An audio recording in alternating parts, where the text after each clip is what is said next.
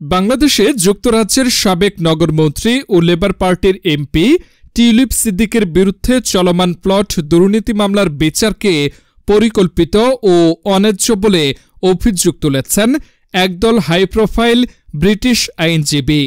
আগামী 1 ডিসেম্বর এই মামলার রায় ঘোষণার আগে যুক্তরাজ্যে বাংলাদেশের হাইকমিশনারের কাছে তারা এ বিষয়ে লিখিতভাবে উদ্বেগ জানিয়েছেন।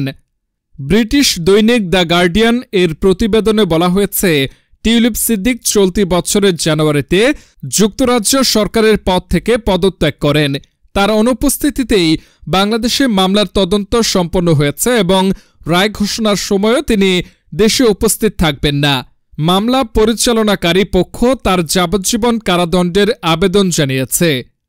হ্যাম্পস্টেড ও হাইগেটের এমপি টিউলিপ বাংলাদেশের ক্ষমতাচ্যুত প্রধানমন্ত্রী শেখ হাসিনার ভাগ্নি। গত সপ্তাহে ছাত্র জনতার আন্দোলনে বল প্রয়োগ ও মানবতা বিরোধী অপরাধের অভিযোগে আন্তর্জাতিক অপরাধ ট্রাইব্যুনাল শেখ হাসিনাকে মৃত্যুদণ্ড দেয়। যুক্তরাজ্যে বাংলাদেশের হাইকমিশনার আবিদা ইসলামের কাছে পাঠানো চিঠিতে সাবেক ব্রিটিশ বিচারমন্ত্রী রবার্ট বাকল্যান্ড, সাবেক অ্যাটর্নি জেনারেল ডোমিনিক গ্রিফ সহ কয়েকজন আইনজীবী লিখেছেন, টিউলিপ ন্যায় বিচারের মৌলিক অধিকার থেকে বঞ্চিত হচ্ছেন।